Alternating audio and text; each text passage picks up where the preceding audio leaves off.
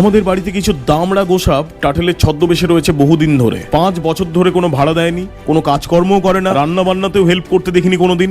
আমার মনে হয় এরা সম্ভবত এলজিবিটি কমিউনিটির বংশ বিস্তারও করতে দেখিনি কখনো। এই দেখুন, বুদ্ধি শুদ্ধিও নেই যে কাচের ভেতর দিয়ে ছোবল মারা যায় না। সারা দিন সুইমিং পুলে পড়ে থাকে, মাঝে মধ্যে পুল এরিয়াতে এসে বসে, বিয়ার টিয়ার খায়, আবার নেমে পড়ে। তাহলে অদ্ভুত ফ্যান্টাসির জীবন। আমাদের বাড়িতে ভগবানের আরো কিছু বিরল সৃষ্টি রয়েছে যাদের মূলত অ্যাপয়েন্ট করা হয়েছিল বাড়ির কলিং বিল আর সিকিউরিটি পারপাসে। 6 বেলা খাওয়া দাওয়া, ফুল অ্যাকোমোডেশন, মেডিক্লেম দিয়ে জয়েনিং করানো হয় ওদের। কিন্তু তাদের দাবি হলো সপ্তাহে মাত্র 7 দিন ছুটিও নাকি কম পড়ে যাচ্ছে তাদের জন্য। প্রতি মাসে নাকি 30-31 দিন করে ছুটি হলে ভালো হয় ওদের। আর ফেব্রুয়ারি মাসে একটু কনসিডার করে 28 দিন ছুটি দিলেই হবে। আচ্ছা, একবার ডিপলি চিন্তা করে দেখুন তো, এগুলো কি মানা যায়? তার উপর আবার অনেক রকমের আনঅফিসিয়াল দাবি, যেমন দিনের যখন তখন ফুল বডি ম্যাসাজ, থাই ম্যাসাজ, হেয়ার স্পা এইসব করে দিতে হবে। তার উপর এই মালটাকে দেখুন, সারাদিন ওল্ড মঙ্কে শুয়ে পড়ে থাকবে আর ডিউটি করার কথা বললেই গালাগাল দেবে মুখের ওপর। এবারে দেখুন, এরা দুই মা এবং মেয়ে হলো গ্যাংয়ের লেডি আন্ডারকভার এজেন্টস। ফ্রিজারে এক্স্যাক্টলি কত কেজি চিকেন রয়েছে তা দূর থেকে শুঁকে বলে দিতে পারে। তবে ঘরে কেউ কোনো বিস্ফোরক পদার্থ যেমন ডিনামাইট, আরডিএক্স, ট্রাইনাইট্রোটলুইন বা অক্টোজেন নিয়ে ঢুকেছে কিনা সেটা এরা বলতে পারে না, কারণ ওগুলো ওরা কখনো খেয়ে দেখেনি।